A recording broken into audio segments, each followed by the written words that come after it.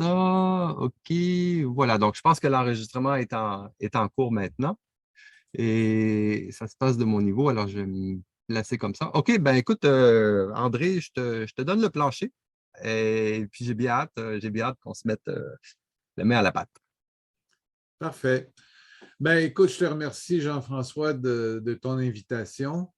Et puis, ben, bonjour à tout le monde. Je ne sais pas exactement quelle est la familiarité que vous avez avec P5 Visuel.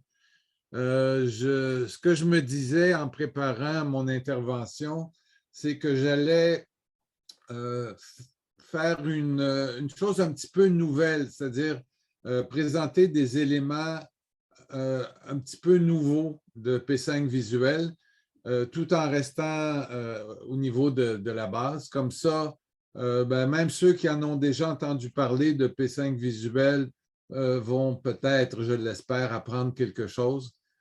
Et puis, ben, ceux qui n'en ont pas entendu parler ou très peu, ben, vont aussi, ne seront pas largués, si on veut. Alors, ben, je vais commencer à partager mon écran.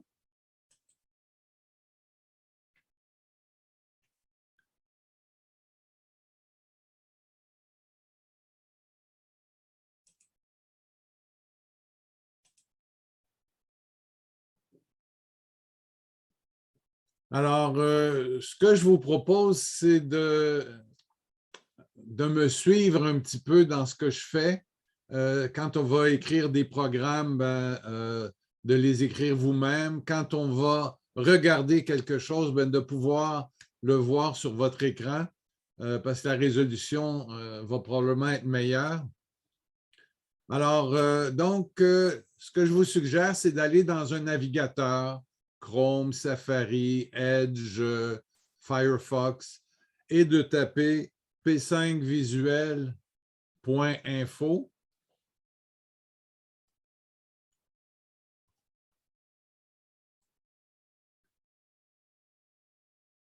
Alors, p5visuel.info, c'est un raccourci qui va nous mener au site de P5 Visuel. Alors, .info pour informatique ou pour information, comme vous le voudrez.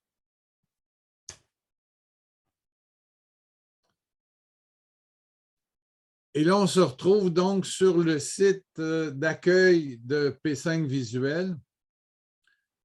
Et on peut essayer de s'imaginer qu'on essaie de se familiariser avec ce logiciel-là. Alors, on pourrait être tenté de commencer tout de suite à être ambitieux puis d'aller dans l'éditeur de programme, mais c'est peut-être pas une façon optimale de se familiariser avec P5 Visuel.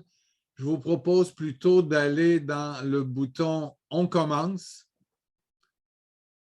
Et ce bouton-là va nous permettre de nous familiariser avec P5 Visuel de 4 façons différentes. La première, on va faire ça dans l'ordre. Donc, la première, coup d'œil, va nous proposer une courte vidéo de moins de 2 minutes qui va nous donner différents exemples de programmes qu'on peut faire avec P5 Visuel.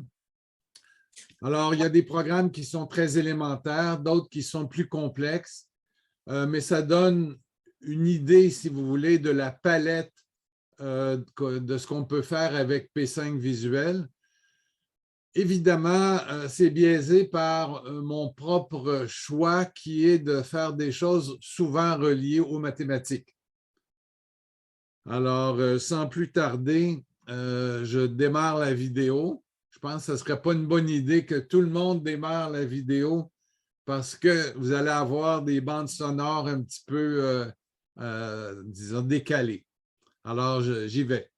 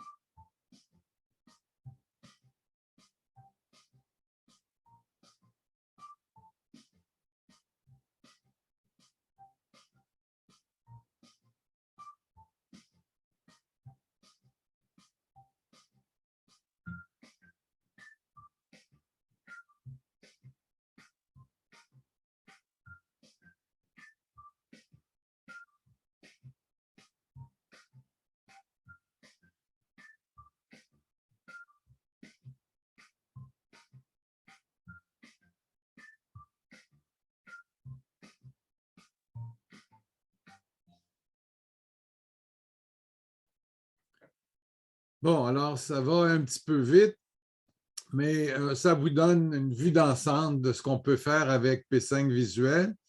Et si vous le désirez, mais vous pouvez jeter un coup d'œil sur chacun des programmes dans cette vidéo-là. Il y a des programmes qui sont simples, des programmes qui sont complexes. Alors, je prends l'exemple de ce programme-ci, les carrés tournants. Alors, c'est un programme simple, comme vous le voyez. Et ce n'est pas nécessaire, dans un premier temps, d'essayer de comprendre l'algorithme qui est utilisé, les blocs, etc. On peut se contenter de l'exécuter tout simplement. Alors, on peut l'exécuter en cliquant sur le bouton d'exécution dans le menu. Et puis, ça nous donne donc le résultat de ce petit programme-là. Par contre, si vous êtes curieux, vous pouvez toujours aussi jeter un coup d'œil sur les blocs, surtout si le programme est relativement simple dans un premier temps. Vous allez constater, par exemple, dans cet exemple-là, qu'on utilise un canevas, c'est-à-dire un endroit où on peut dessiner, disons, s'insère dans une page web. On donne une couleur de fond à ce canevas-là. Et ça, c'est les actions initiales, donc ce qui se fait au début du programme. Et ensuite, dans les actions en boucle, c'est des actions qui se font périodiquement jusqu'à 60 fois par seconde. Alors, ces actions-là, c'est faire un carré et tourner à droite. Et pour faire un carré, on a la description ici. On utilise un paradigme qui est la géométrie de la tortue, où on a une espèce d'animal électronique à qui on donne des ordres comme d'avancer, de tourner à droite, etc. Et souvent, quand on a une tortue, on n'a pas la possibilité de colorer l'intérieur des figures qui sont faites à l'aide de cette tortue. Mais dans ce cas-ci, il y a un mécanisme qui est prévu qui, d'une part, définit une couleur de remplissage et d'autre part, avec débuter le polygone et terminer le polygone, délimite la figure en question qu'on va vouloir remplir. Et vous avez remarqué peut-être tantôt que quand on survole un bloc, on a une indication qui apparaît et on peut aussi faire un clic droit et demander de l'aide sur le bloc en question. Et à ce moment-là, on va voir que, par exemple, pour terminer le polygone, on a entre autres que ça signale la fin du tracé d'un polygone et ce polygone est alors tracé en se servant des paramètres d'apparence, la couleur, l'épaisseur du trait, la couleur de remplissage, etc.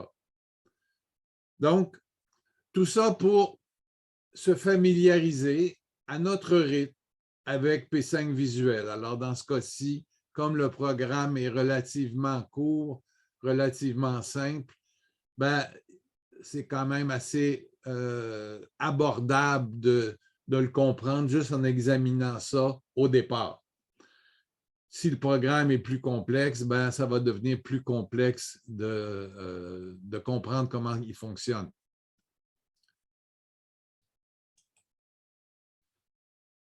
Donc, vous pouvez faire ça pour chacun des 34 programmes qui apparaissent rapidement dans la vidéo. Et ça vous permet tout simplement de voir ce qui se fait dans la vidéo à votre rythme, à vous. Comme troisième étape, vous pouvez aussi regarder un article interactif. Alors, pour ça, il suffit de cliquer sur le texte ici. Et dans cet article-là, on va décrire, mais en mots, disons, ce que c'est P5 Visuel. Alors, par exemple, on voit que ça vise la création de pages web interactives P5 Visuel.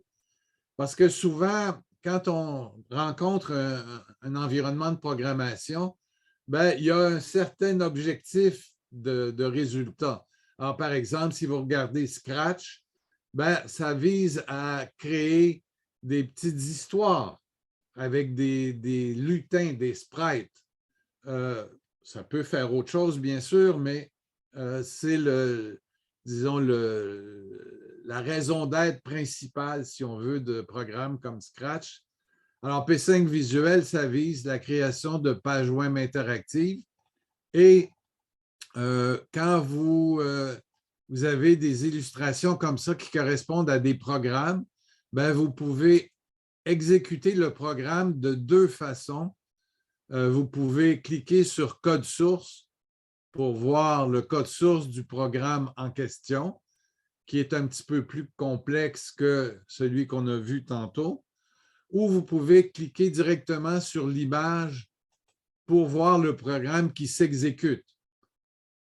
Alors ça, c'est la page web qui a été créée, qui comporte donc des images animées, des vidéos, des figures GeoGebra que vous pouvez modifier, qui comporte aussi des vidéos que vous pouvez exécuter, ou même vous en avez plusieurs exemples de vidéos, dont une que je trouve particulièrement savoureuse et que je vous laisse le soin de découvrir. C'est cette vidéo-ci qui est intitulée « Et si le théorème de Pythagore n'était pas vrai ?» Et c'est très intéressant comme vidéo. C'est fait par Étienne Guise, qui est un mathématicien qui se spécialise dans, entre autres, dans les représentations graphiques en mathématiques. Il y a un des textes du recueil qui vient de lui. Bon, mais c'est un coup double, alors. C'est bien.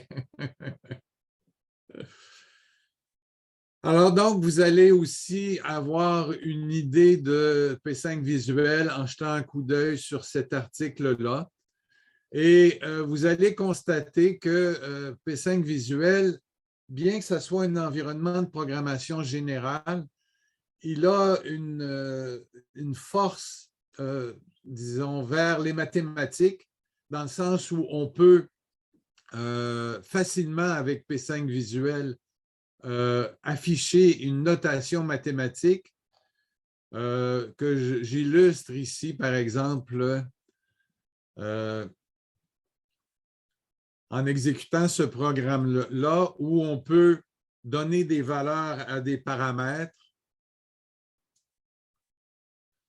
Et quand on commande l'exécution, ben, non seulement on a des équations ou des symbolismes mathématiques qui sont interactifs, c'est-à-dire que le symbolisme dépend, dans ce cas-ci, des valeurs que j'ai données, mais aussi on a un affichage d'une figure GeoGebra qui est commandée par le programme P5 Visuel.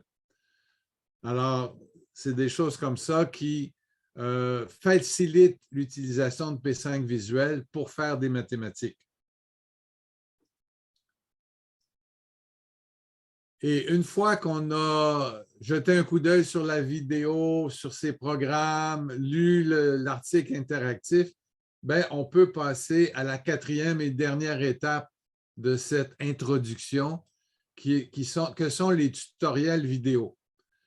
Alors, on peut cliquer sur l'image pour accéder au tutoriel vidéo. En fait, on accède à la documentation de P5 Visuel qui comporte non seulement des tutoriels vidéo, mais aussi une documentation pour chacun des blocs de P5 Visuel. Et puis aussi, ces vidéos-là, bon, il y en a une vingtaine, un peu plus que 20, comportent des vidéos pour les débutants, vraiment pour les débutants. des vidéos qui s'attardent à des caractéristiques spéciales, qui font avec vous des programmes dont le théorème de Pythagore dont je viens de parler, et puis qui comporte aussi des vidéos d'événements spéciaux comme celui qu'on vit maintenant. Si on revient à notre vidéo de présentation, je vais en faire jouer même pas 1 minute, juste pour illustrer quelque chose qui me semble intéressant aussi. Alors, je commence.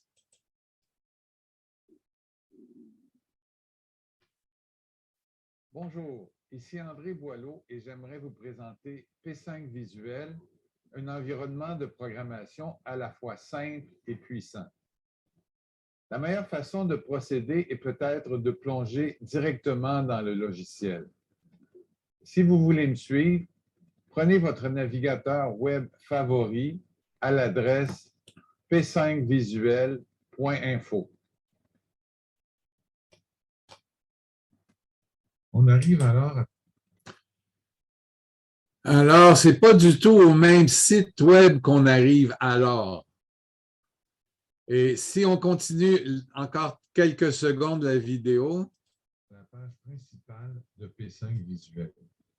Et de là, on peut accéder à l'environnement de programmation, soit en cliquant sur le bouton correspondant, soit par un clic sur le logo P5 Visuel.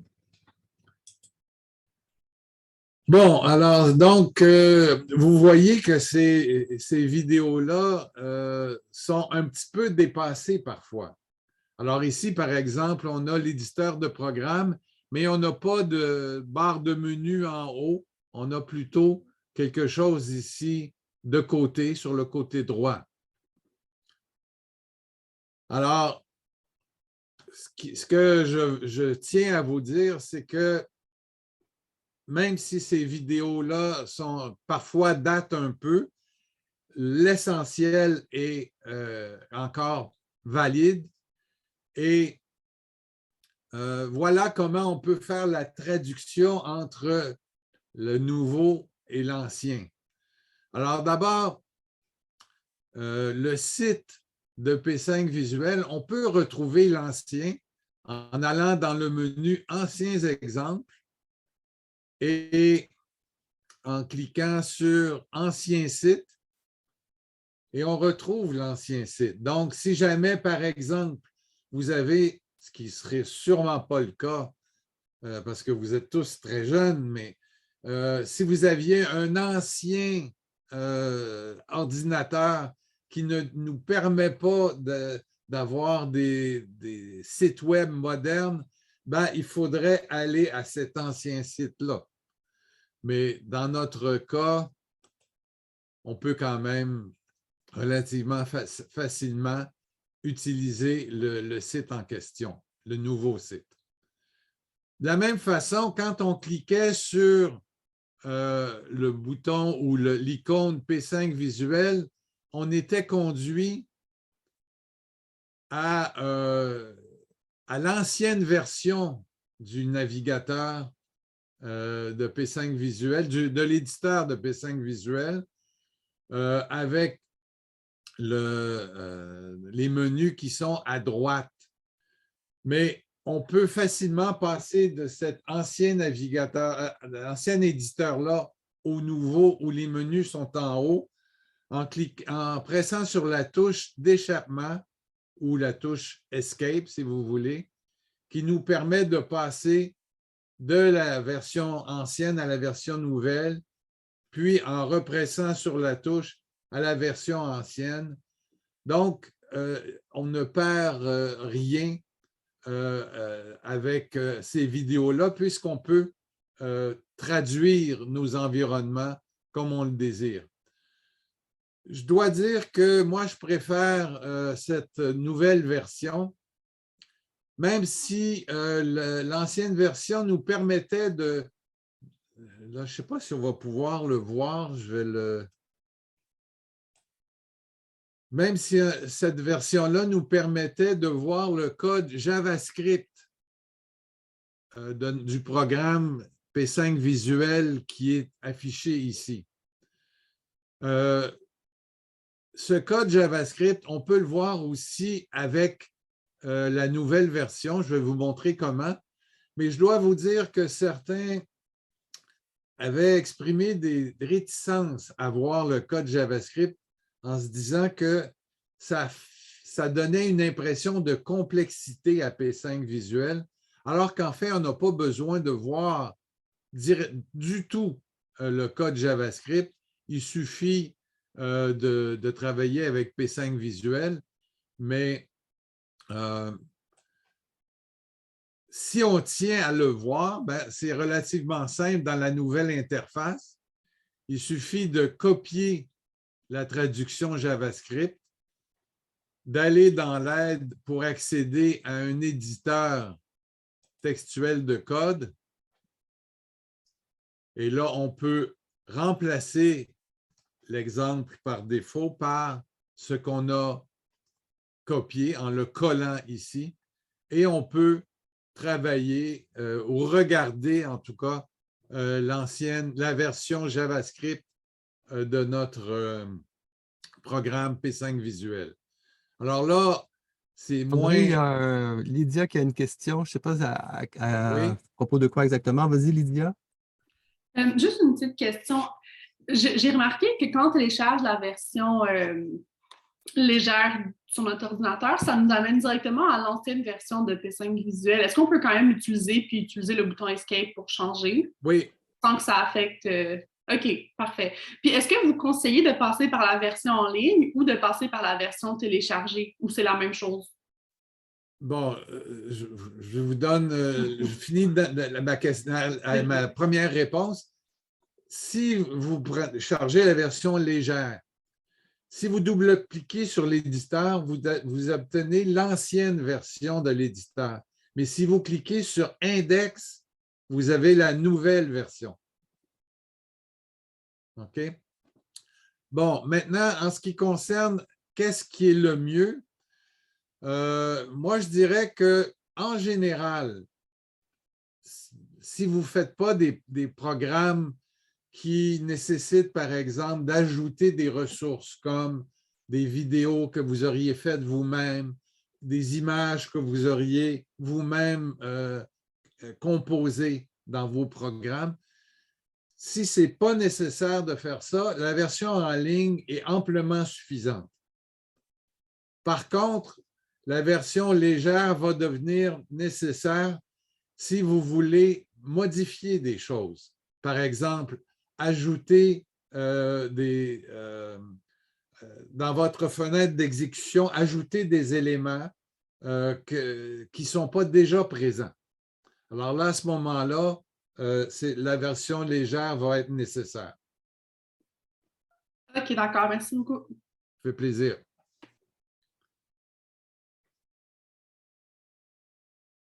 Alors là, on vient de terminer le premier coup d'œil sur P5 Visuel. On va travailler un petit peu maintenant. On va faire des programmes. Et pour ça, je vous ai préparé un petit programme. On va pouvoir y accéder en allant dans le menu moderne parce que ça ne sera pas possible dans le menu ancien.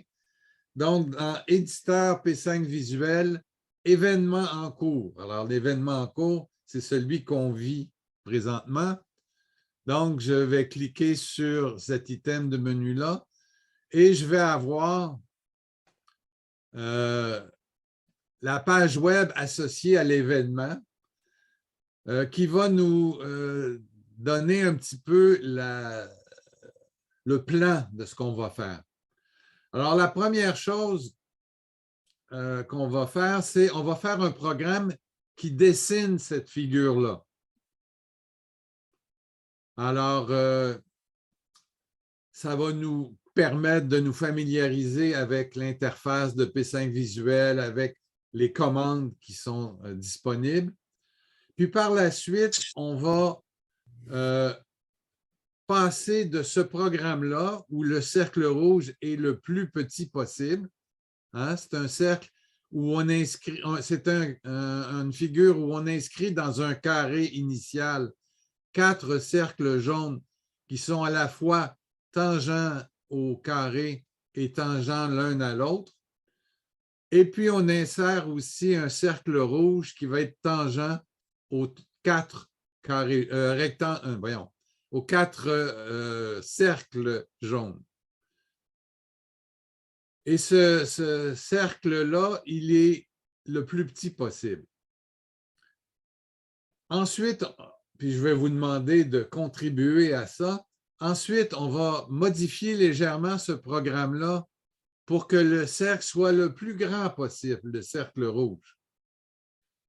Puis ensuite, pour que le cercle rouge soit de rayon égal au cercle jaune. Puis si on a le temps, ben, on va aussi faire une version de ce programme-là que je vous montre maintenant, où on peut varier le rayon du cercle rouge à l'aide d'une glissière.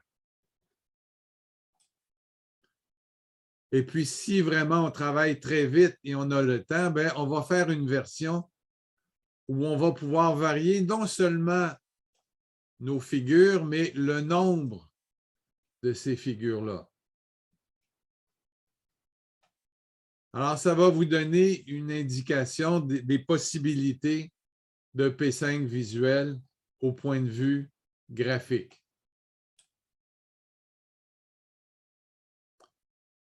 Alors, je vais fermer ceci puisqu'on peut l'obtenir facilement à partir de l'éditeur. Et on va commencer donc à essayer de faire la figure suivante.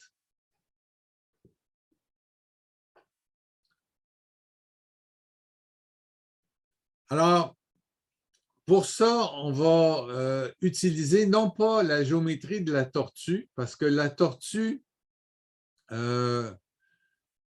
c'est plus propice à faire des figures qui sont composées de segments, parce qu'on peut dire à la tortue d'avancer, mais quand elle avance en ligne droite, elle n'avance pas selon une courbe. On peut aussi faire des cercles avec la tortue en demandant d'avancer des segments très, très, très petits puis de tourner entre, mais on ne va pas s'attarder à ça pour l'instant. On va utiliser la bonne vieille géométrie avec des coordonnées, la géométrie analytique. Et donc, il va falloir décrire cette figure-là en termes de coordonnées. Alors, comment on va procéder? Ben, je dois dire que dans la plupart des environnements de programmation, les coordonnées sont un peu spéciales. C'est des coordonnées informatiques. Alors, qu'est-ce qu'on entend par ça? Bien, on entend des coordonnées où l'origine est en haut à droite, à gauche de notre région où on veut dessiner. Alors, dans notre cas, bien, on aura une page web et on aura inséré un canevas où dessiner. Et à ce moment-là, par défaut, les coordonnées seraient informatiques, donc l'origine en haut à gauche, et puis l'axe des X pointant vers la droite, l'axe des Y pointant vers le bas. Ça, c'est le système par défaut en informatique.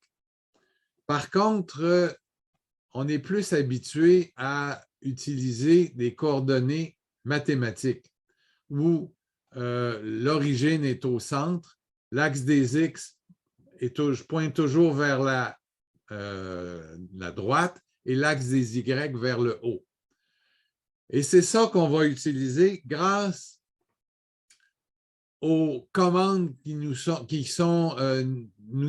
données par P5 Visuel. Alors, dans P5 Visuel, on aura entre autres un bloc qui nous permettra de spécifier que les axes sont de type mathématique ou de type informatique. Alors, dans l'exemple qu'on va prendre maintenant, on va utiliser donc des axes mathématiques. On va utiliser aussi un bloc qui nous permet de créer un canevas sur notre page web où on pourra dessiner. On va utiliser des blocs qui nous permettront de tracer un rectangle et de tracer un cercle. Et un autre bloc qui va nous permettre de spécifier une couleur de remplissage, sans compter d'autres blocs plus généraux, comme par exemple un bloc qui nous permet de fixer la valeur d'une variable, que dans ce cas-ci, j'ai appelé C sur 2, à une certaine valeur qui serait calculée par un autre bloc, un bloc mathématique. Donc, si on revient à notre figure, et si on imagine que l'origine est au centre du cercle rouge, alors quelles seraient les coordonnées de ce point-là? Si la longueur du côté, on l'appelle C. Alors, quelles seraient les coordonnées de ce point-là? En haut, à droite de notre carré.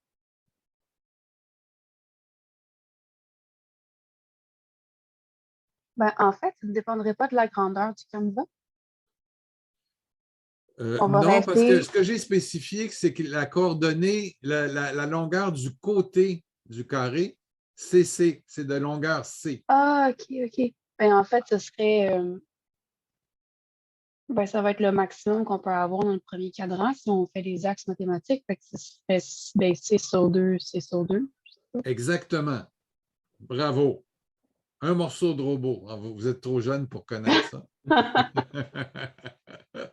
Bon, alors, on va aller dans l'éditeur, puis on va commencer à faire notre programme. Donc, je vais... ah oui, bien, c'est ça, c'est que le...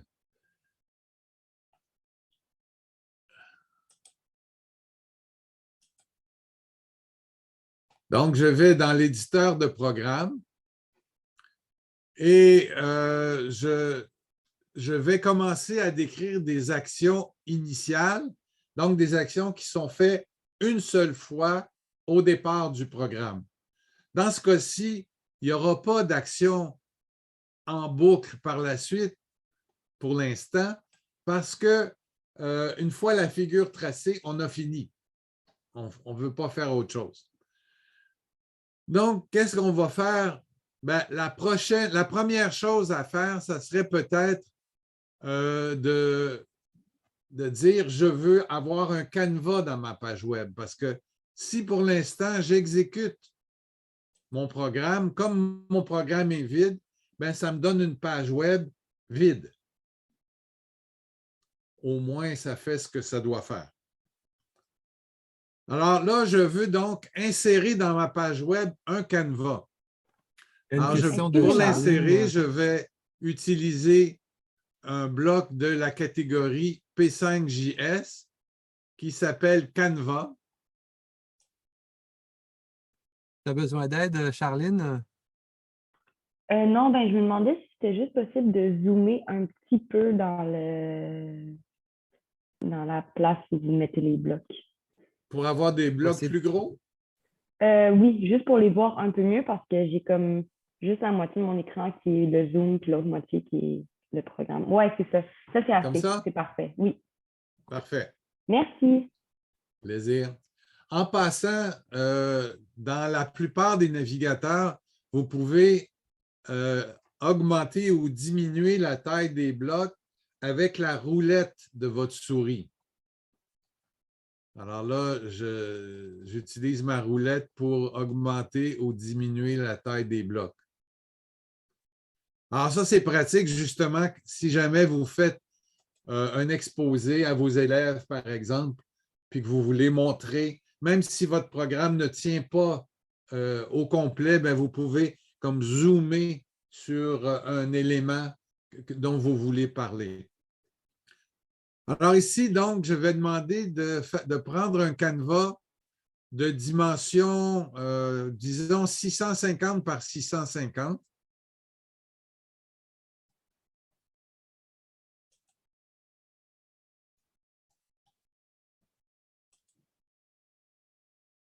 Et je vais spécifier une variable qui va s'appeler C, qui va être la longueur du côté de mon carré.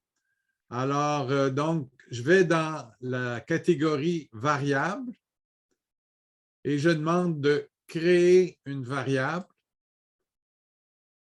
Je donne à la variable le nom de C et je spécifie OK. Et dès que je vais avoir spécifié OK, vous allez voir que le nom C va apparaître dans la catégorie variable.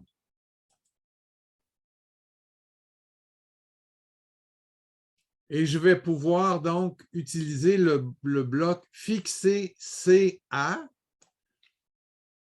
Et puis là, je vais donner à cette variable C une valeur.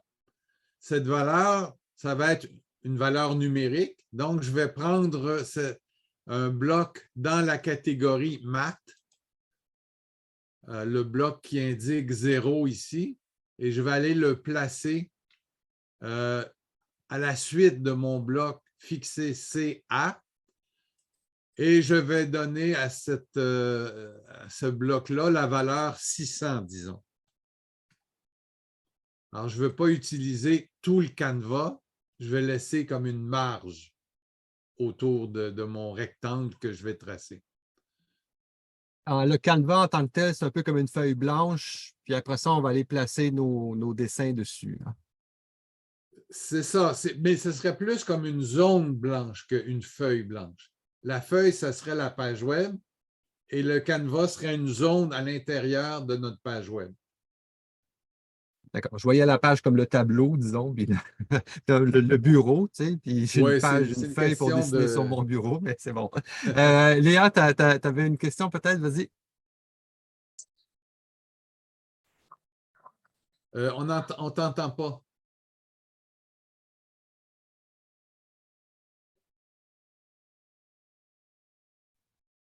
Pourtant, ton micro est ouvert, mais essaye encore voir. Est-ce que vous m'entendez? Oui, okay, oui, là, ça vient. On t'entend là. OK. Dans le fond, vous venez de dire qu'on met un carré, puis il va y avoir une marge de chaque côté. Mais comment qu'on est sûr, dans le fond, que le carré, est-ce qu'on est sûr qu'automatiquement, il se met au milieu, dans le fond, de la zone qu'on vient de déterminer? OK. Alors, pour rendre ça plus clair, parce que là, si j'exécute le programme, je n'aurai rien de visible. Parce que par défaut, un canevas, c'est transparent. Mais ce que je peux faire, c'est de donner à mon canevas une certaine apparence, une couleur de fond.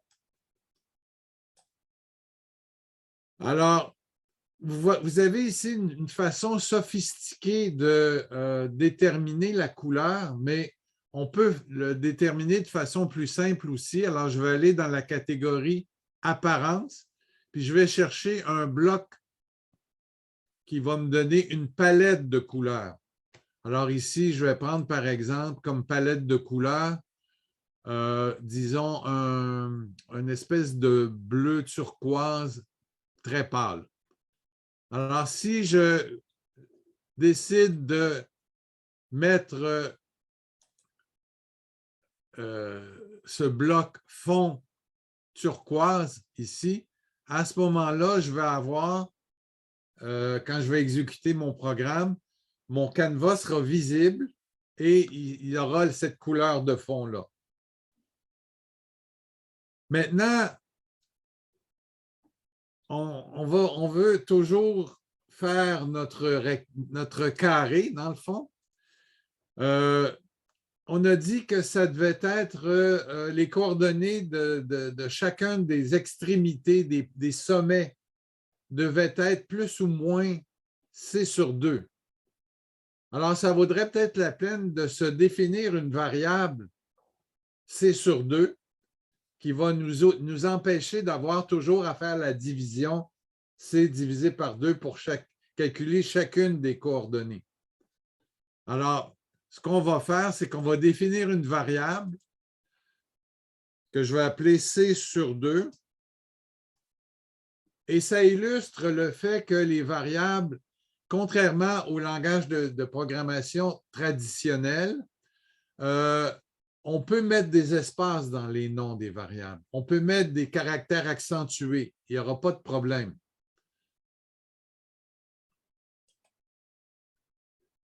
Et donc, on a une nouvelle variable C sur 2 et je vais pouvoir fixer la valeur de cette variable C sur 2 à, je pourrais dire 300, mais ce que je vais faire, c'est que je vais utiliser une opération mathématique et de dire que ça va être la variable C, variable, divisé par, alors on a le plus, le moins, le multiplié, le divisé, l'exposant, donc on fait diviser par 2.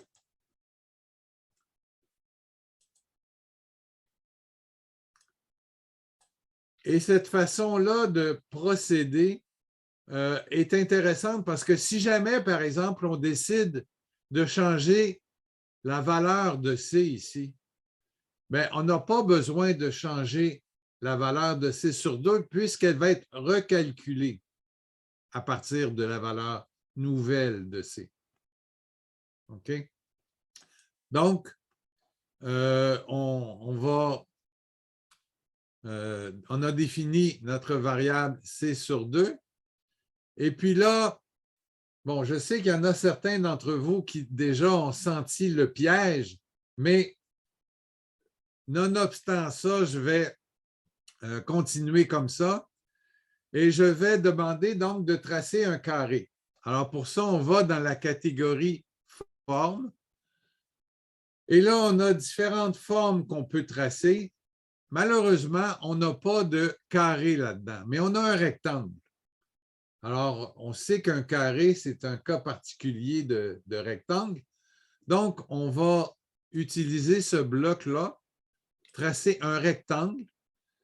Et là, on spécifie qu'on doit déterminer une diagonale du rectangle. Alors, la diagonale, ben, ça veut dire qu'il faut déterminer deux sommets opposés.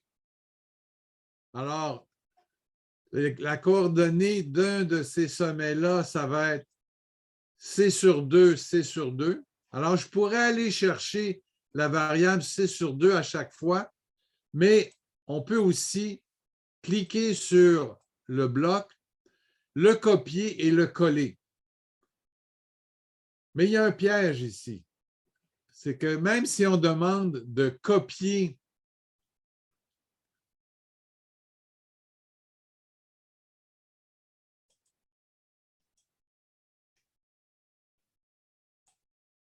le bloc et ensuite de le coller, il ne se passera rien. Ça, c'est un problème que le Blockly, qui est le logiciel libre sur lequel est basé P5 Visuel, un problème que Blockly a, c'est qu'on ne peut pas copier-coller avec les menus, mais on peut copier-coller avec les raccourcis clavier qu'on a ici. Alors ici, copier, ça va être commande C sur le Mac ou contrôle C sur PC et sur Linux. Donc, si je sélectionne le bloc et je fais commande ou contrôle C, et ensuite commande ou contrôle V, ben, je vais copier et coller ce bloc-là. Et ça me permet donc d'aller placer ici pour déterminer les coordonnées de mon premier point. Et je vais faire la même chose avec le deuxième point, le point diagonal. Donc, je vais sélectionner ce bloc-là, commande ou contrôle C, commande ou contrôle V 2 fois pour le coller 2 fois. Et là, je dois prendre le point diagonal. Donc, ça ne sera pas C sur 2, ça va être moins C sur 2. Hein? Si je regarde ma figure ici, ben, je vais être obligé de... Je ne sais pas si je peux déplacer cette barre-là. Oui, OK, ça va. Alors, donc, ici, c'est C sur 2, C sur 2, et la diagonale, ça va être moins C sur 2, moins C sur 2. Donc, c'est ici, oui, donc je peux enlever cet éditeur-là. Donc, il faut que je mette moins C sur 2. Alors, pour ça, ben, ça va être des blocs mathématiques que je vais utiliser. Je vais aller dans Maths. Et là, malheureusement, je ne semble pas avoir moins quelque chose. Mais en réalité, il est caché ici dans ce bloc racine carrée.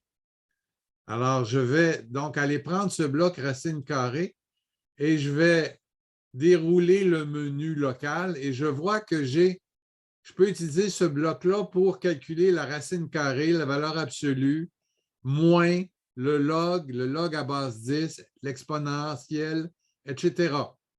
Donc, je vais prendre le moins et je vais copier-coller ce bloc-là pour en avoir 2 exemplaires parce que je veux utiliser moins C sur 2 ici, moins C sur 2 ici, et je veux mettre ça comme coordonnées.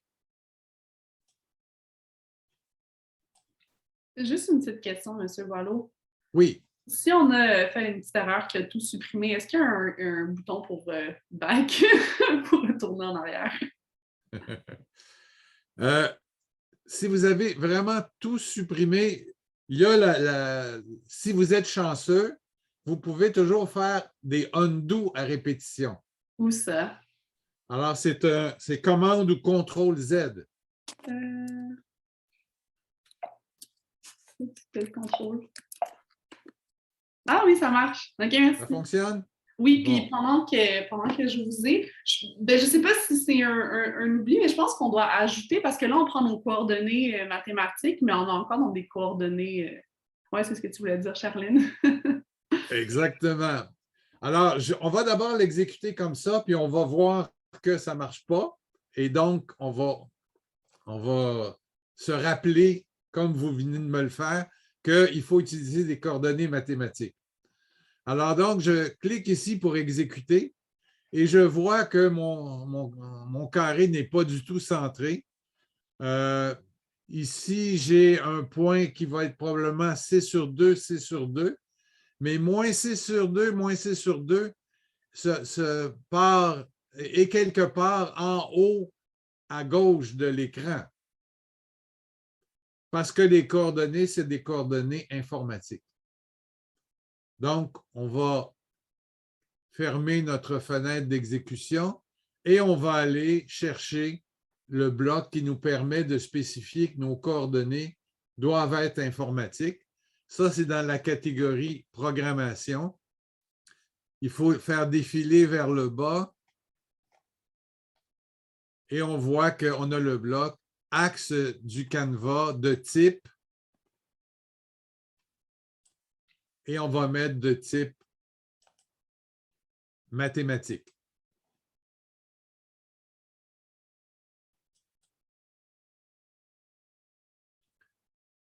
On doit mettre ça au début, avant de définir notre canevas.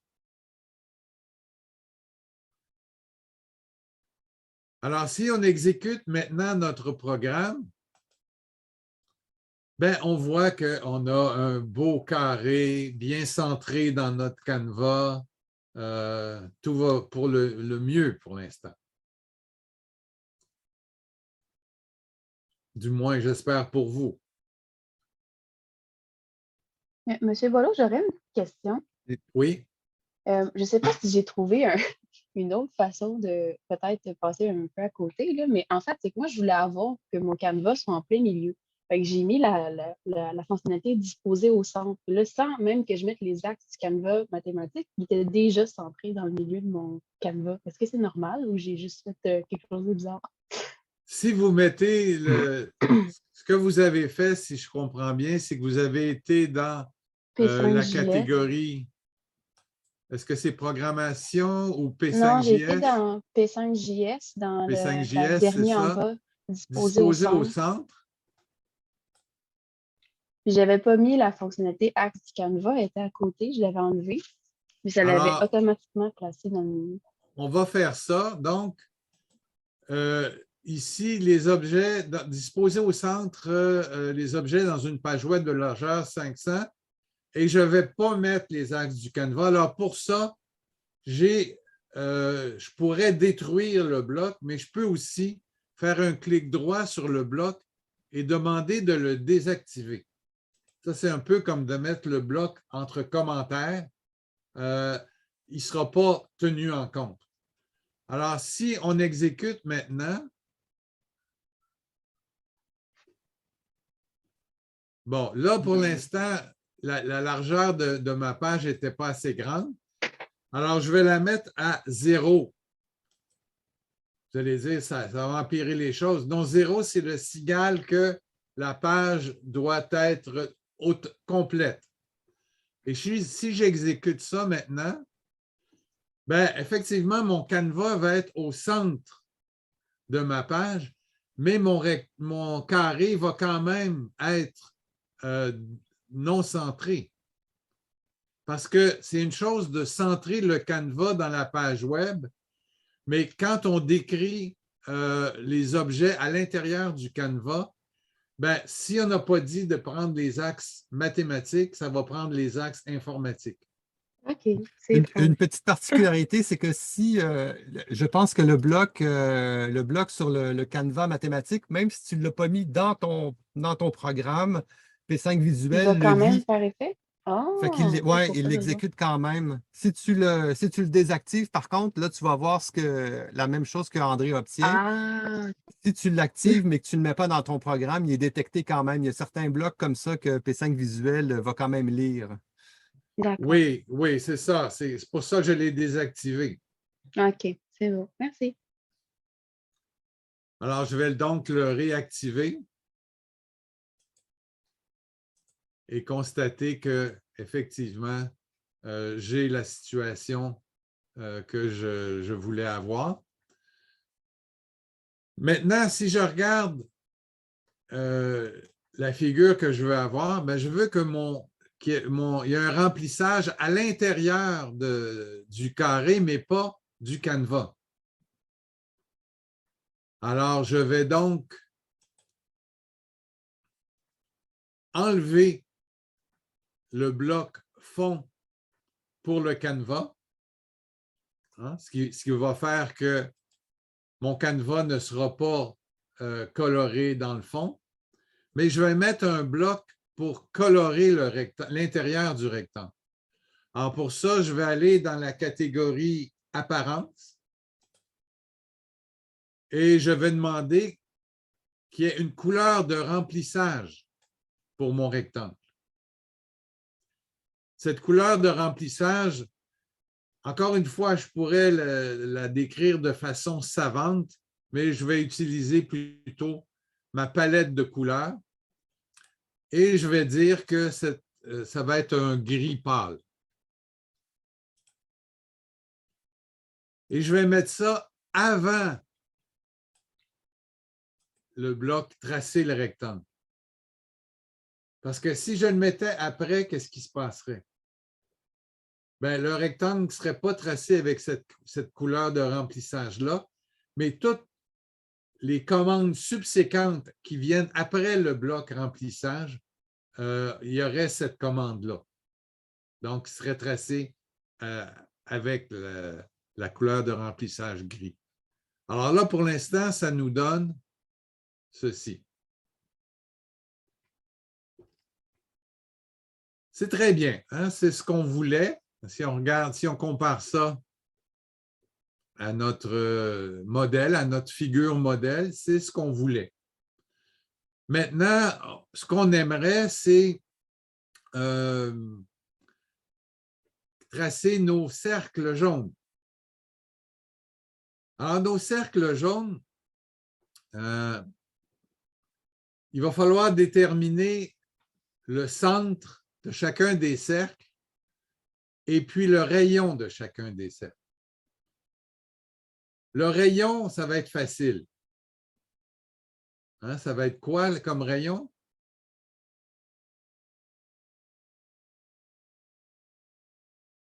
Alors, on a un rayon comme ça, un autre rayon comme ça, un autre et un autre. En tout, on a 4 rayons pour parcourir la longueur du côté.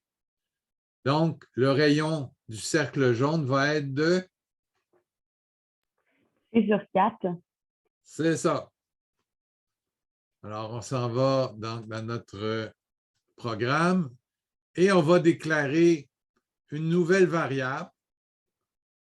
On va l'appeler rayon jaune. On aurait pu l'appeler rayon du cercle jaune, mais disons qu'on va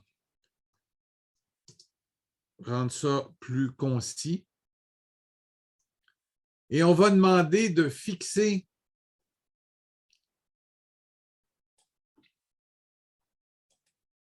le rayon jaune à C sur 4. Alors, vous savez qu'un programmeur, c'est un peu paresseux. Donc, plutôt que d'aller chercher la commande pour faire une division, etc., ce que je vais faire, c'est que je vais copier cet ensemble de blocs-là. Donc, je clique sur le bloc ici. Je fais commande ou CTRL-C, commande ou CTRL-V. Et j'ai copié mon groupe de blocs. Et j'ai juste à remplacer le 2 par un 4. Et ça va me donner mon rayon du cercle jaune.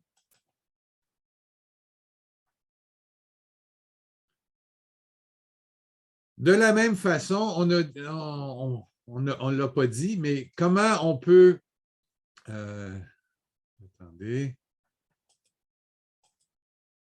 Quelles seraient les coordonnées ici du centre de ce cercle jaune-là? C'est C sur 4, C sur 4. C'est C sur 4, C sur 4. OK? Donc, ce qu'on pourrait faire, c'est qu'on pourrait dire que le centre, c'est à rayon jaune, rayon jaune. OK? On va quand même déclarer une variable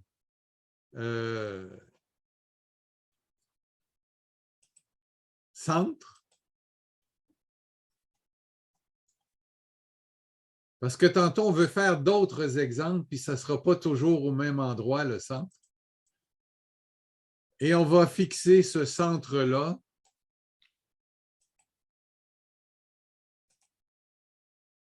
à C sur 4 ou à rayon jaune, comme on veut. Donc, disons, on va le mettre à rayon jaune pour l'instant. Donc, on va dans variable, rayon jaune, ceci. Et puis là, on va se faire un peu de place. On veut faire des cercles jaunes. Donc, on va devoir utiliser la forme cercle. Mais avant d'utiliser cette forme-là, on veut spécifier la couleur de remplissage. Donc, on va copier cette ensemble de deux blocs, le coller, et spécifier ici que le remplissage doit être en jaune.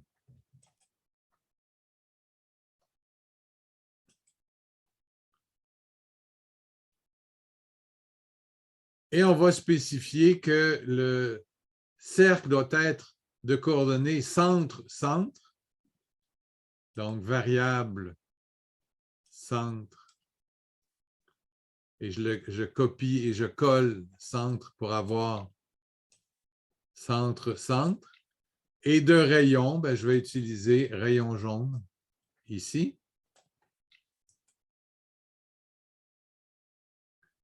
Et de cette façon-là, quand je vais l'exécuter, ben, j'aurai mon cercle aux coordonnées centre-centre comme centre et de rayon, rayon jaune comme rayon. Et là, j'en ai 3 autres à faire. Alors, c'est là que la paresse va être payante. On va cliquer sur le bouton centre, cercle plutôt, pas centre, sur le bouton cercle. On va copier ceci, puis on va le coller une première fois, une deuxième fois et une troisième fois. Il va falloir changer le centre ici, mais les rayons vont être les mêmes.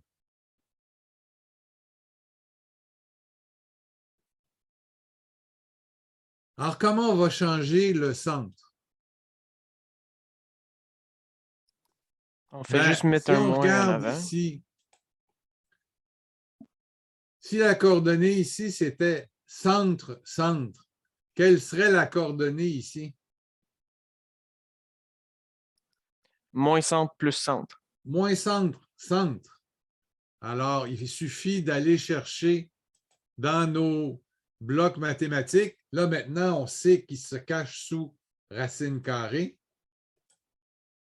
Donc, on prend ici, on va prendre moins centre, centre. Alors, on peut aller le glisser juste au début ici, et puis il va s'insérer au bon endroit.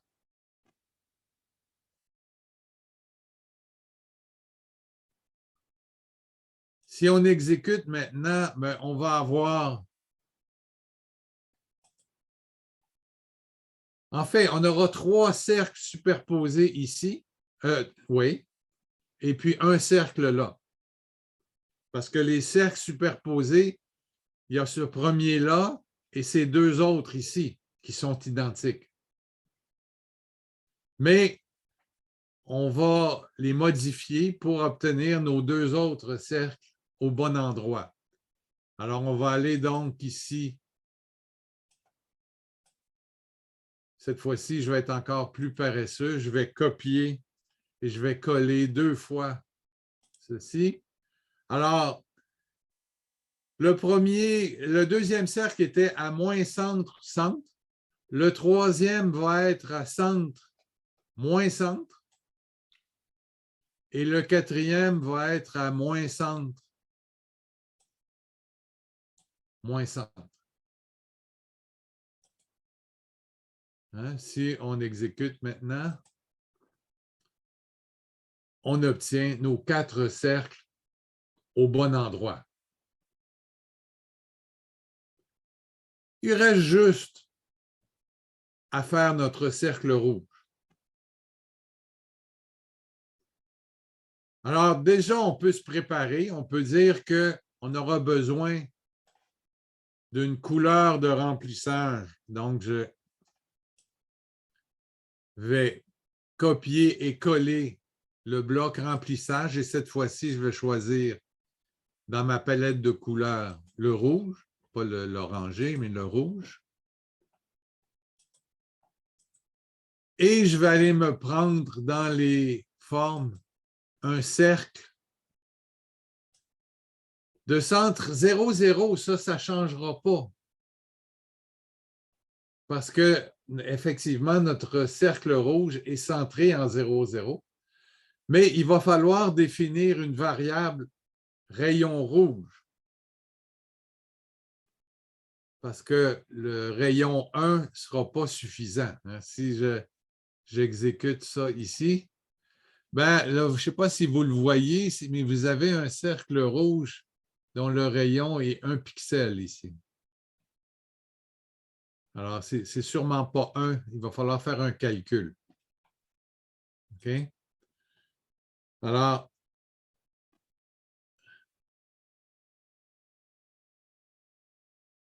on a donc, pour faire notre calcul, on peut se rappeler qu'on connaît un peu de maths. Hein? Ici, j'ai tracé la figure avec 3 rayons jaunes. C'est peut-être pas évident ici. Ici, c'est évident que c'est un rayon jaune. Ici aussi, c'est évident. Ici, c'est peut-être pas évident, mais c'est parallèle à ce rayon-là. Hein? Donc, c'est un rayon jaune aussi. Et puis, on a aussi un rayon rouge ici. Et ça nous donne un triangle qui est un peu spécial, hein, qui est un triangle rectangle. Et quand vous voyez un triangle rectangle, quelle est la chose à laquelle vous pensez immédiatement? Le théorème de Pythagore. Hein? Le théorème de Pythagore, qu'est-ce qu'il va nous dire ici? Bon, d'abord, on rappelle que ici, je l'ai appelé J, le rayon jaune, c'est C sur 4. Si on connaissait déjà ça. Mais le théorème de Pythagore va nous dire ici que le rayon rouge plus le rayon jaune au carré va être égal au rayon jaune au carré plus le rayon jaune au carré.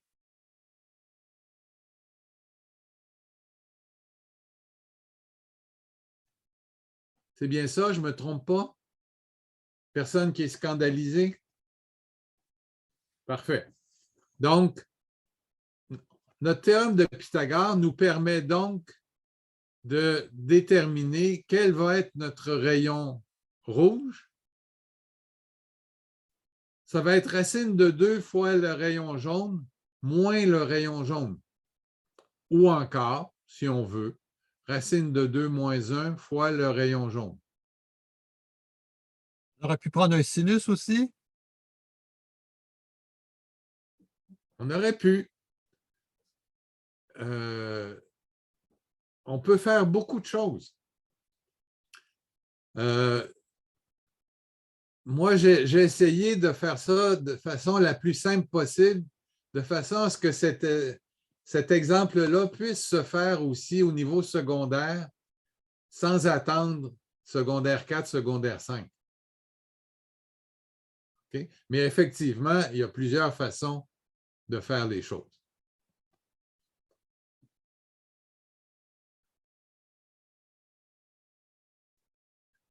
Ce que je trouve intéressant aussi là-dedans, c'est que juste le fait de faire une figure simple comme ça, ça nous incite à appliquer les maths.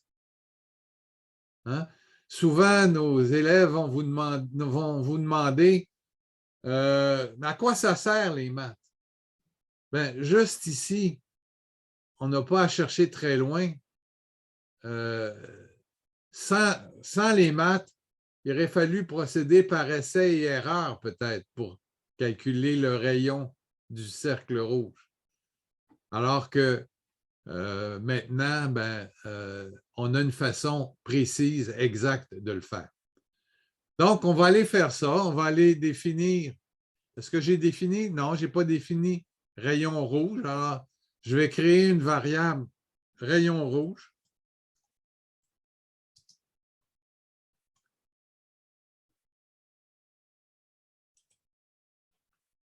Et je vais définir cette variable-là. Je peux la définir avec les autres. Donc, je vais aller ici juste après rayon jaune. Alors, on a dit que rayon rouge, ça va être quoi? Ça va être le rayon jaune multiplié par la racine de 2 moins 1. Donc, on va avoir besoin d'opérations mathématiques. Ça va être, ici, je vais en avoir besoin de plusieurs. Donc, je vais faire un copier-coller. Donc, ça va être le rayon jaune. Je vais aller chercher ma variable rayon jaune. Multiplié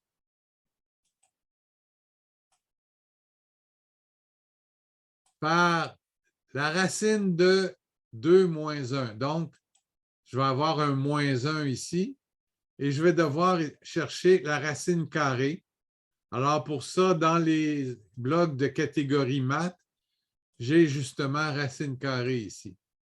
Donc, j'ai juste à mettre racine carrée de 2 moins 1 que multiplie rayon jaune. Et ça va être le rayon rouge. Donc, je vais aller choisir le nom de variable rayon rouge pour dire que ça va être ça. Rayon rouge, ça va être rayon jaune multiplié par la racine de 2 moins 1.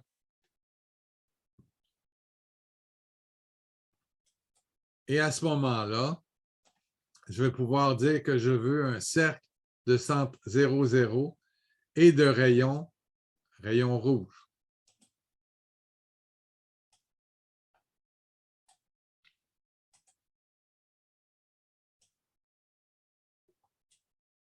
Alors ça va être notre programme. Là, il n'est pas visible au complet parce que les blocs sont rendus très gros. Mais si j'exécute notre programme, ben, ça va nous donner la figure qu'on voulait obtenir. J'ai peut-être mal fixé ma variable rayon rouge. Est-ce que vous pourriez remontrer la Oui. s'il vous plaît?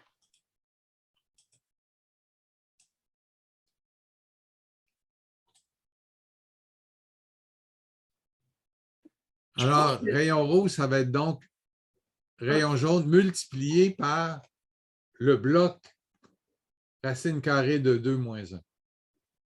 OK, je pense que j'ai mal mis mes blocs, comme si c'était la racine carrée de 2, ça moins 1, je pense.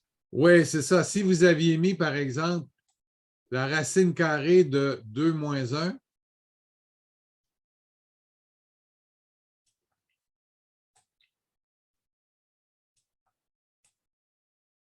alors ça revient à dire la racine carrée de 1 est donc 1.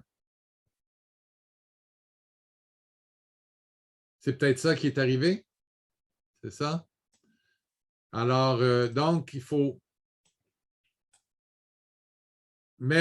calculer la racine carrée de 2 d'abord et ensuite soustraire 1. Et le tout va multiplier le rayon jaune. Remarquez que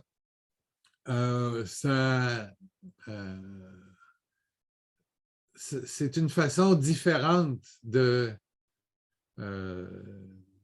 comment dire, d'écrire les expressions arithmétiques.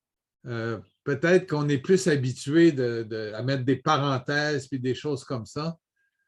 Il y a aussi une façon plus sophistiquée d'utiliser P5 visuel et puis d'écrire directement l'expression. Mais les langages par bloc, les langages visuels sont célèbres parce que justement, on n'a pas à écrire des commandes. Mais on peut aussi écrire des commandes avec P5 visuel. Mais ça, c'est une autre histoire. Alors, si je réexécute ceci, je vois que j'ai obtenu la figure que je voulais avoir.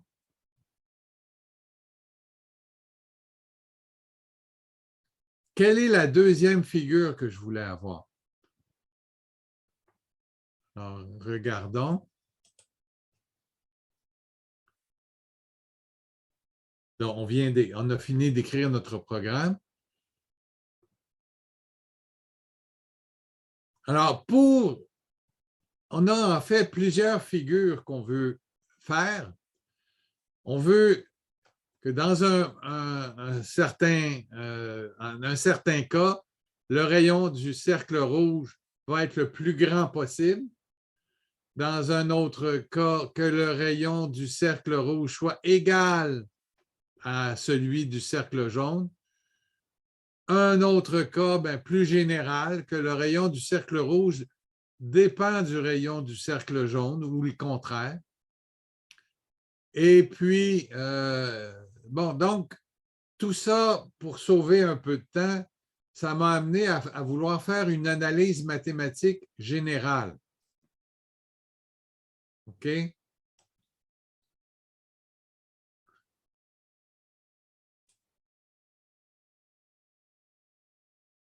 Alors, de la même façon que tantôt, on avait une figure ici qui dépendait du fait que le cercle rouge était le plus petit possible. Là, ici, on a une figure générale. Alors, le rayon du cercle rouge, il est quelconque entre le plus petit et le plus grand. Et on a, encore une fois, on peut utiliser les mathématiques, mais cette fois-ci, d'une façon un petit peu plus sophistiquée. Alors, ce qu'on va faire, c'est qu'on va d'abord décomposer une demi-diagonale de notre carré en un segment rouge, un segment jaune et un segment bleu. Le segment bleu, ce n'est pas le rayon d'un cercle, mais on peut le calculer à partir du rayon du cercle jaune.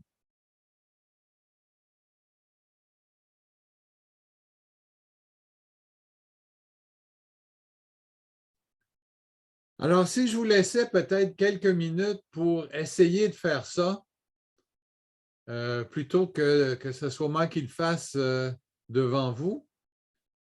Alors, l'idée, ça serait de calculer B, la longueur du cercle, pas du cercle, du segment bleu, à partir de J, la longueur du segment jaune. Puis ensuite, de calculer la relation qu'il y a entre les segments rouges et le segment jaune. Donc, je vous laisse peut-être quelques minutes pour faire ça. Et puis, si vous avez des questions entre-temps, vous pouvez me les poser.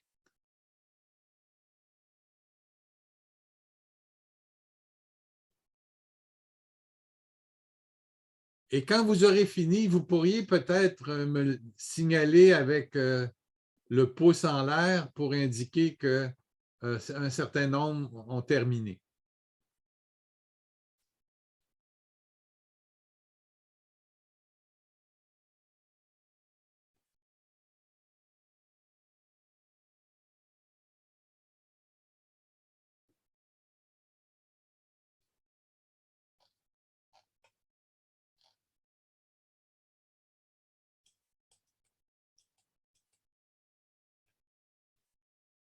Est-ce que tu veux, André, qu'on donne peut-être aussi un 5 minutes s'il y en a qui ont besoin de faire une pause pipi ou oui, ça serait peut-être l'occasion de le faire.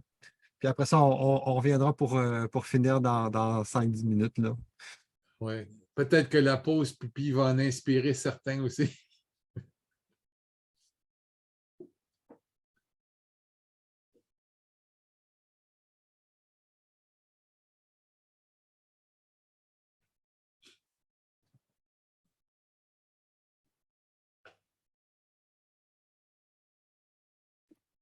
Monsieur Boileau, juste une question pour la fin.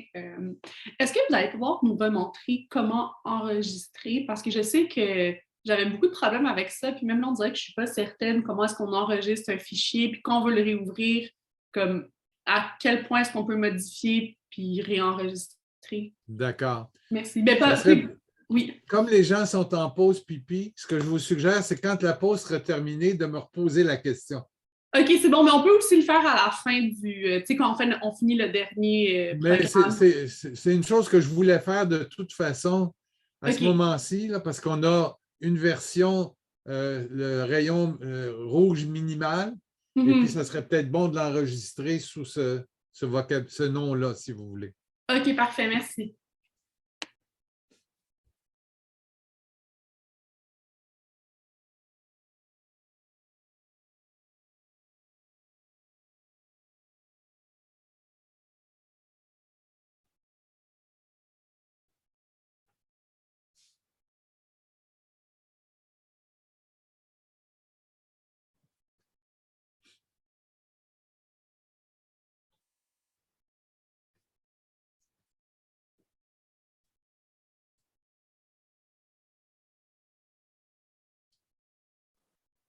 J'ai une petite question, monsieur. Oui. Quand on déplace les blocs, est-ce qu'il y a moyen de, si on veut déplacer un bloc qui est en plein milieu de la chaîne de blocs, de juste prendre ce bloc-là et le déplacer pour pas qu'il déplace tous les blocs qui suivent? Oui, c'est très pratique parfois qu'il déplace tout. Mais si vous voulez déplacer seulement un bloc, le plus simple, c'est de faire un coupé-collé. OK, parfait. Ou si vous voulez en avoir une copie, un copier-coller. Parfait.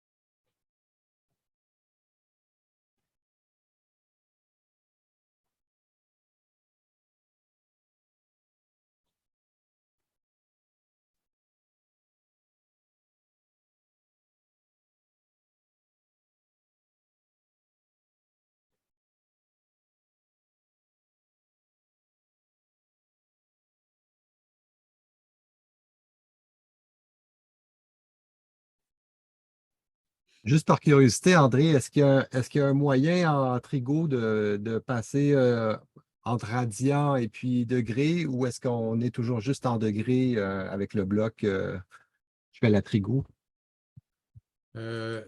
Vous avez des fonctions, je pense que je les ai mis dans programmation, radians et degrés. Donc, si par exemple, vous avez une valeur en radians, puis vous voulez utiliser des fonctions trigonométriques, supposons cos, vous faites cos de radian plutôt c'est le contraire, cos de degré. Je pense que par de défaut, il est en degrés, radian. hein? Parce que, ouais, Alors, c'est à ça, ce j'avais essayé avec. moment-là, vous avez comme la possibilité. Et à ce moment-là, c'est explicite aussi. Oui, OK. Fait que si je le rajoute, parce que par défaut, si je prends juste sin de 45, il me donne C'est en 45 degrés. degrés. Oui. Puis là, par contre, si je mets sin de pi sur 2, ben, si je mets le bloc radian, il va savoir que je veux le sinus en radian. C'est-à-dire que radian va convertir en radian.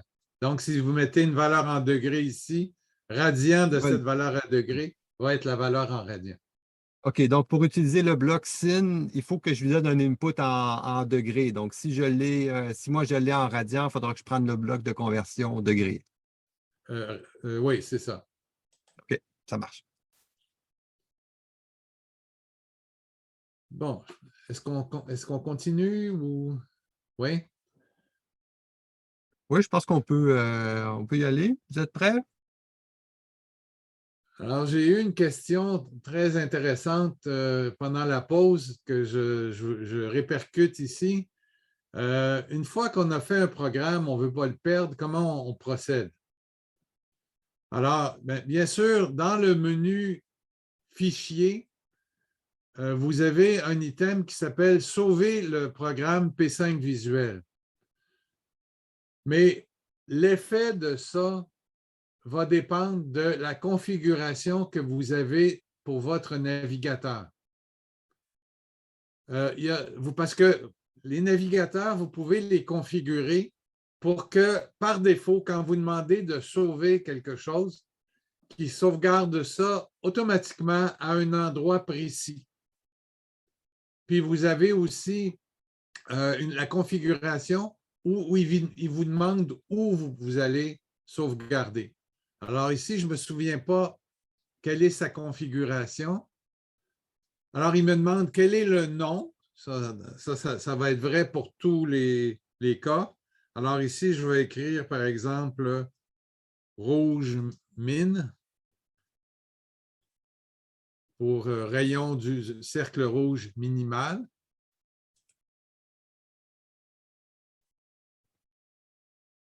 Et là, il est configuré pour me demander où est-ce que je vais le sauver. Alors, dans ce cas-ci, je peux le sauver sur le bureau et je demande d'enregistrer. Et je peux donc à chaque fois changer le nom et l'enregistrer. Par contre, si il était configuré pour sauvegarder à l'endroit par défaut, il ne me demanderait rien. Il sauvegarderait à cet endroit-là. Ouais, souvent, ça va dans le dossier téléchargement de façon automatique. Si vous le cherchez, là, vous allez le trouver là. Alors, moi, j'ai trouvé pratique de le configurer autrement parce que j'étais toujours en train d'aller voir dans le dossier téléchargement. J'aimais mieux que ce soit moi qui décide où je vais le sauvegarder. Est-ce que ça répond à la question? Oui, ça y répond. Le seul petit bout que j'ai manqué, c'est quand vous allez sauvegarder sous P5 visuel, c'est ça? Dans Fichier, ici? Oui. Sauvegarder le programme P5 visuel. OK, parfait. Puis là, une fois que c'est sauvegardé, je vais dans mes téléchargements. Disons que je ferme complètement la page où est-ce que je suis, je pourrais simplement recliquer sur ce fichier-là, puis ça rouvrirait la page web en question. Oui. Si, par exemple, ici, je recharge ma page, mon programme est disparu, et là, je peux aller dans ramener le programme P5, un programme P5 visuel. Et là, j'irai sur le bureau, rouge mine, ouvrir, et mon programme s'ouvre. Tu ne peux pas juste cliquer sur le fichier qui est dans ton téléchargement et il ne va pas savoir, il ne connaîtra pas c'est quoi P5 visuel pour te l'ouvrir. Il faut que tu ailles vraiment dans P5 visuel en premier, puis tu choisis de l'ouvrir avec. Oui, parce que tout se fait par le navigateur. Le navigateur, lui, n'est pas au courant de P5 visuel. Malheureusement. OK, là, je vais vérifier qu'effectivement, j'obtiens ce que j'avais. Donc, revenons à nos moutons. Alors, j'imagine que plusieurs personnes ont réussi à faire ce que je leur avais demandé.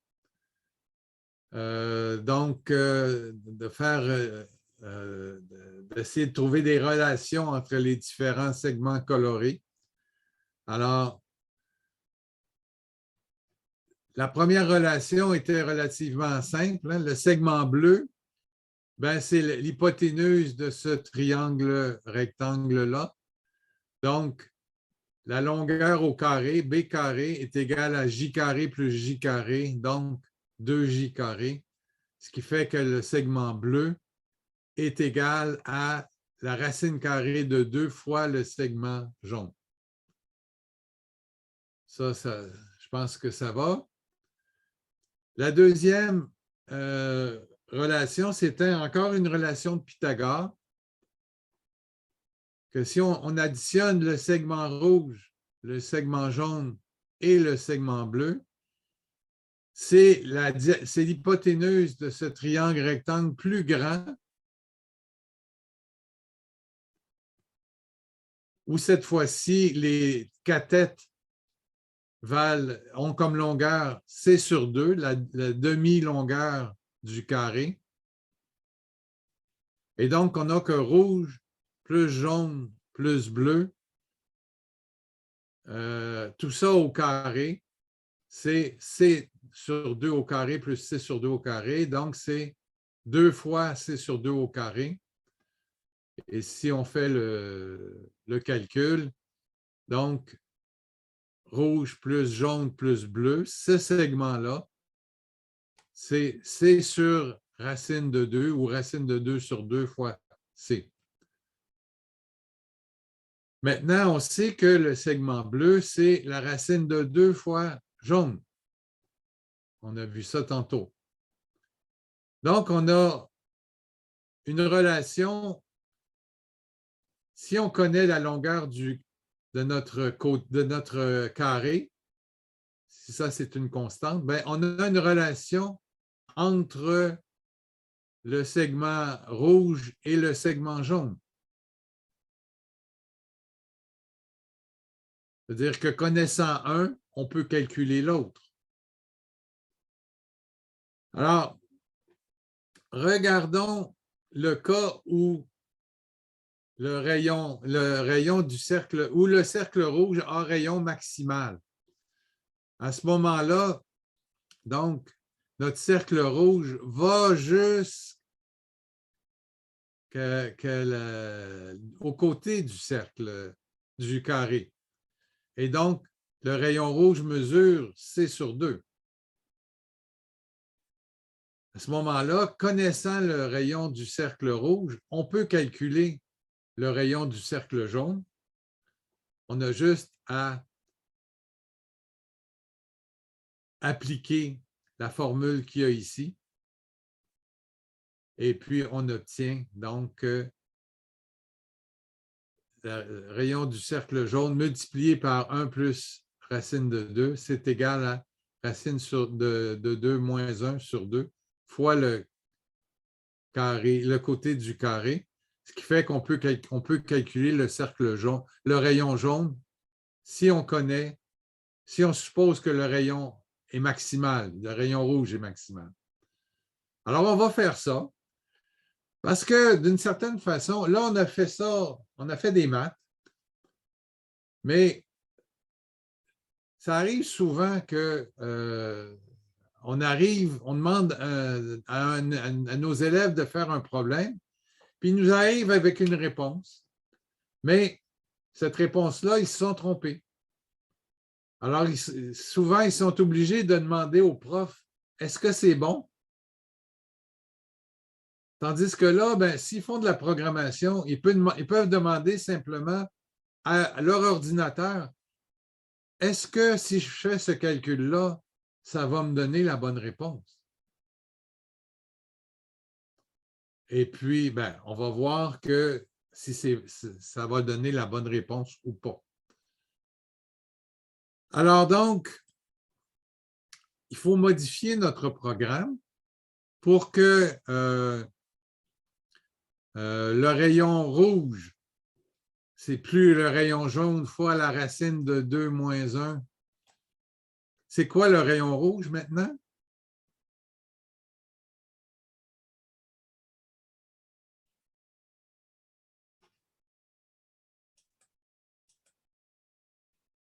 Le rayon rouge, c'est? C sur 2.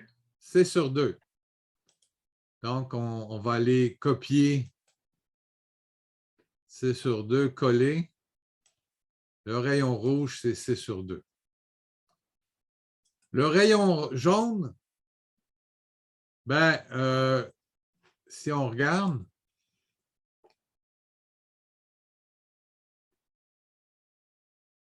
on peut le calculer de plusieurs façons, mais disons que ce qu'on pourrait faire, c'est dire, c'est racine de 2 moins 1 sur 2 fois racine de 2 plus 1 qui multiplie C. OK? Alors, on va essayer de faire ça.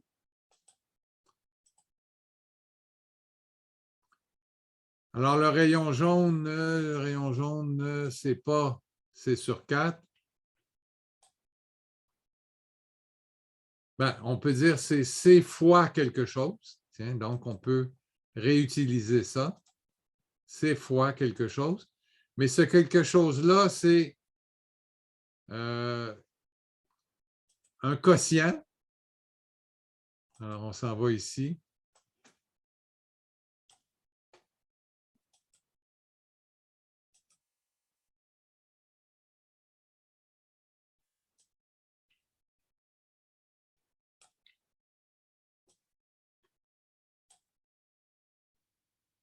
Racine de 2 moins 1 divisé par racine de 2 plus 1. Donc, je vais prendre ça ici.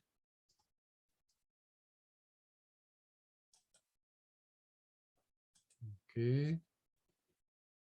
Racine de 2 moins 1 divisé par racine de 2 plus 1.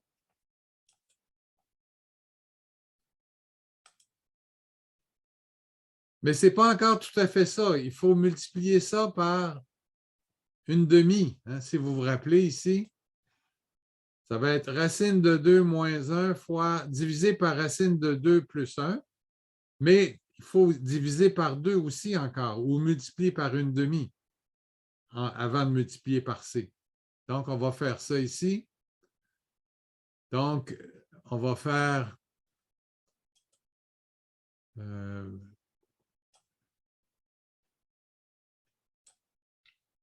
une demi ou 0,5 fois cette grande expression-là.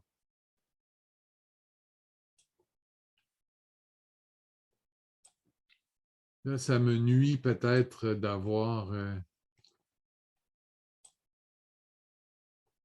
Donc, ça va être C fois une demi fois la racine de 2 moins 1 divisé par la racine de 2 plus 1. Alors, ça va être ça, le rayon jaune. Est-ce que vous pouvez juste l'afficher et laisser là juste un petit moment parce que... L'afficher quoi? Juste le laisser comme... Oui. Pour qu'on voit toute la formule. Oui, juste un moment. Comme ça? Oui, merci.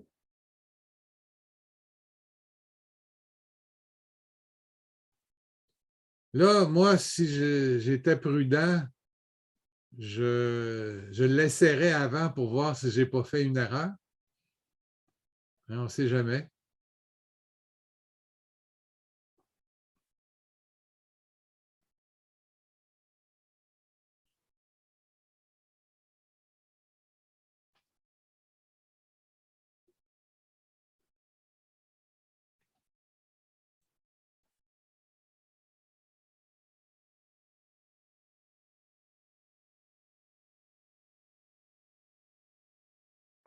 Merci.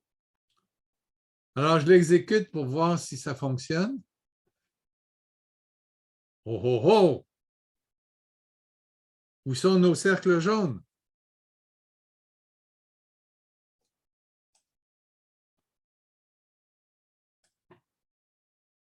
Peut-être qu'il faut redéfinir le centre. Hein? Parce que là, le centre, c'était égal au rayon jaune, puis le rayon jaune est comme petit. Mais quel va être le centre dans un contexte comme ça ici? Ouais, si tu remontes la figure attendue, ça va peut-être aider à visualiser, là. Parce que Oui, là, le mais en centre, il doit se général, déplacer, il doit se rapprocher du coin, là, c'est ça, hein? Il va être... mais en général, ce qu'on peut dire, c'est qu'ici, on part de l'origine. Si on se rend jusque... Oups! Si on se rend jusqu'ici au carré, on parcourt une distance de C sur 2.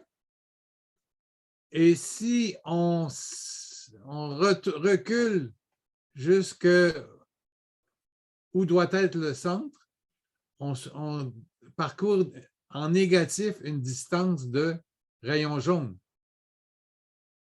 Donc, le centre, ça va être C sur 2 moins rayon jaune. On va essayer de voir ça. Alors ici, le centre, ça va être une opération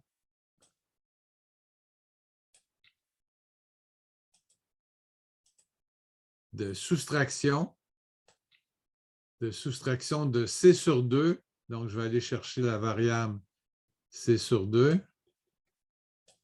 moins le rayon jaune. Et si je l'exécute, youpi, ça fonctionne.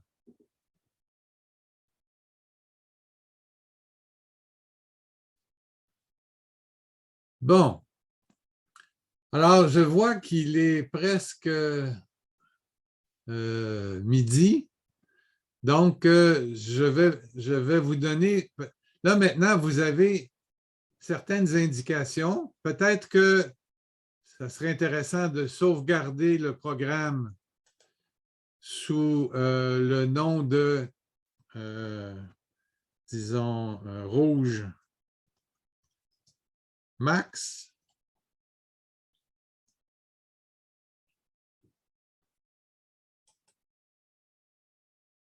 Et puis, donc, je ne veux pas aller vite, vite, vite, vite, vite, puis faire les autres cas. Je vais plutôt vous donner des indications disons, qui vont vous aider de le faire si vous voulez le faire. Hein? Alors, on va se retourner à la page événements du cours. Alors, pour l'instant, on a fait ce cas-là. On a fait ce cas-là. Il resterait à faire le cas où les rayons sont tous égaux. Ça, je pense qu'il n'y a pas de problème. Vous pouvez le faire. Il n'y a pas de choses nouvelles à utiliser dans P5 Visuel. C'est juste des maths. Et puis, il reste l'ajout d'une glissière et puis l'ajout de répétition. Alors ça, il ne me reste pas assez de temps pour qu'on puisse le faire de façon à ce que ça soit compréhensible par tout le monde. Mais par contre, je vais vous mentionner 2 choses, ou 3.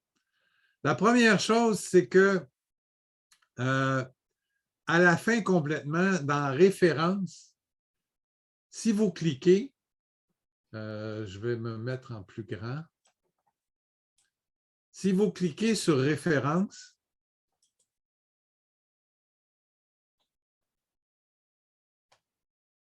et si vous demandez qu'on visualise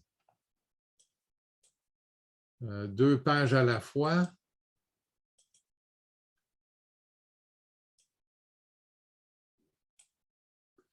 alors vous allez trouver donc un article que j'ai écrit récemment où on indique non seulement comment faire ceci, mais aussi comment faire ceci, et puis qui ouvre sur des généralisations. OK? C'est paru dans la revue En vol du GRMS de automne-hiver 2021. Ça, vous auriez pu le trouver parce que vous avez accès à ceci. Mais là où je vais vous révéler un secret, c'est que même si ce n'est pas évident, le mot référence vous permet d'afficher une page web où vous avez des références cachées. Alors, une référence, par exemple, ici, pour des notes qu'on a fait lors de la présentation. Alors, ça, c'est à UQAM. Puis aussi, les codes sources pour des cercles de rayons minimum, maximum, égaux, ajout de glissière. Alors, ajout de glissière, ça va nécessiter d'utiliser les actions en boucle. Parce que si vous vous rendez compte, il ne faut pas juste le tracer une fois, cette figure-là. Il faut que quand la glissière change, la figure change aussi. Alors, c'est pour ça que la figure doit être tracée à répétition dans Action en boucle. Et vous pouvez voir que, dans le fond, la chose essentielle, c'est que le rayon rouge n'est pas défini par vous, mais est défini par la valeur de la glissière. Et à partir de ça, vous calculez le rayon jaune, le centre, comme on le faisait tantôt. Et de la même façon, ajout de répétition, ben cette fois-ci, vous devez utiliser des boucles, non seulement après avoir calculé la valeur, obtenu la valeur des glissières, mais utiliser des boucles pour tracer la figure qui se fait de façon habituelle, si vous voulez, comme on l'avait fait tantôt.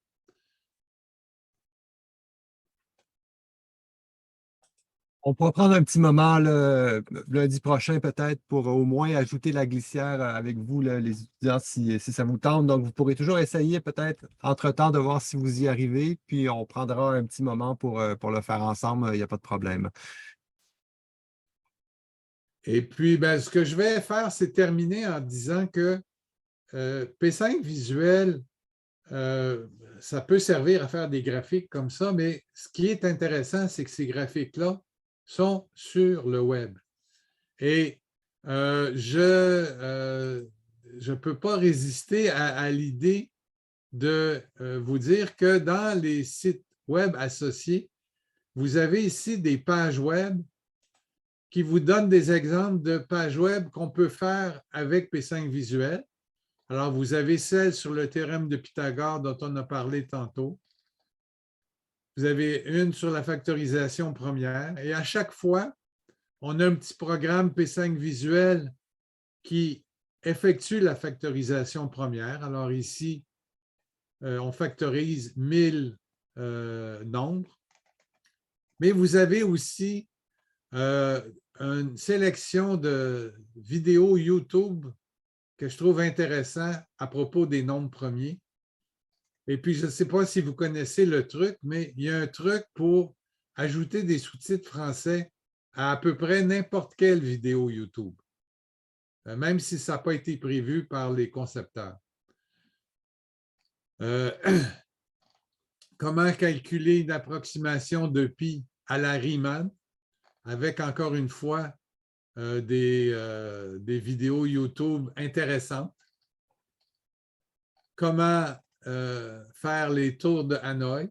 Alors, avec un programme P5 visuel pour résoudre les tours de Hanoï et aussi des vidéos YouTube. Et finalement, un truc sur comment Fourier nous a permis de dessiner des dessins presque quelconques en utilisant des cercles qui roulent sur des cercles, qui roulent sur des cercles, etc. Mais ceci, ce n'est qu'un petit échantillon des pages web que vous pouvez créer à partir de P5 Visuel. Alors, je m'arrête. Je m'excuse, j'ai dépassé un petit peu. Mais s'il y a des questions, ça me ferait plaisir de rester pour essayer d'y répondre. Sinon, bonne fin de journée. Merci beaucoup, André, pour ton temps et pour ton offre. Est-ce qu'il y en a qui aimeraient rester parce qu'ils sont coincés quelque part ou ils ont un petit truc qu'ils voudraient partager leur programme puis se faire déboguer? Ou bien vous êtes tous pas mal à l'aise avec ce que vous avez fait? Ça a l'air bon, ouais. Je pense que c'est ça, tu es vraiment allé doucement, là, étape par étape, en nous laissant le temps de reconstruire les choses. Ça fait que ça a dû bien aider, puis faire un peu de bien aussi là, par rapport à hier, où j'allais pas mal plus rapidement de mon côté. Et puis, de toute façon, c'est ça, je vais pouvoir me garder un petit peu de temps le lundi prochain aussi pour revenir puis faire quelques trucs avec les étudiants. Mais je trouve ça effectivement vraiment très intéressant. Merci, André, pour le partage et puis ce bel outil que tu continues à développer pour nous. Et puis, je vous dis aussi que Jean-François connaît pas mal P5 Visuel, donc il est à même de vous dépanner. Mais si jamais vous avez des questions que même le grand Jean-François ne pourrait résoudre, ne vous gênez pas pour entrer en contact avec moi. Ça me fera plaisir de vous aider. Vous pouvez, dans l'éditeur, vous avez accès à mon site web où vous avez mon adresse aussi. Et puis, si jamais vous faites quelque chose d'intéressant, je suis toujours intéressé à en entendre parler. Peut-être même à l'ajouter comme un des exemples. OK. Bon, je garderai aussi un œil là-dessus en voyant leur création mathématique et les choses sur lesquelles ils travaillent. Lydia, tu voulais poser une question? Oui, juste une petite question technique. En fait, quand on remet les travaux, parce que je sais qu'on va vous remettre les travaux, M. Maheu, est-ce qu'on peut simplement envoyer comme ce qu'on a enregistré? Si on envoie ça à la personne va être capable de l'ouvrir via son P5 visuel? Oui, tout à fait, exactement. Donc, quand les fichiers s'envoient par courriel, parfois, il y a certains logiciels de courriel qui bloquent les fichiers avec des programmes à l'intérieur et puis il faut les mettre dans un zip, dans un fichier compressé pour empêcher ce type de choses. Si jamais vous avez un petit problème avec ça, encore une fois, c'est ça, vous pouvez m'écrire puis je vais vous aider à dépanner. Mais oui, les programmes P5 visuels se partagent aussi bien que les créations GeoGebra ou les trucs qu'on s'amusera à faire en Python. OK, parfait. Merci beaucoup. Super. Bon, écoutez, merci tout le monde pour votre attention. On se revoit lundi prochain. On fera justement un petit peu de GeoGebra, puis on reviendra un petit peu sur d'autres choses qu'on a commencé à toucher. Merci, au revoir. Merci, au revoir. Passez une bonne fin de journée. Au revoir tout le monde. Parfait. Merci, André. Je t'enverrai le fichier de l'enregistrement d'une manière ou d'une autre, là, ce qui fonctionnera le mieux. Parfait. Ben, je te remercie. Et puis, à la prochaine. Ça marche. Merci beaucoup. Bye bye. Est-ce que tu avais une question? Oui, j'avais juste une petite question. C'était pour le recueil de texte. Hier, OK, pour le cours. Oui, vas-y. Ouais, pour le cours. Hier, vous avez dit qu'il y a des versions papier du recueil, mais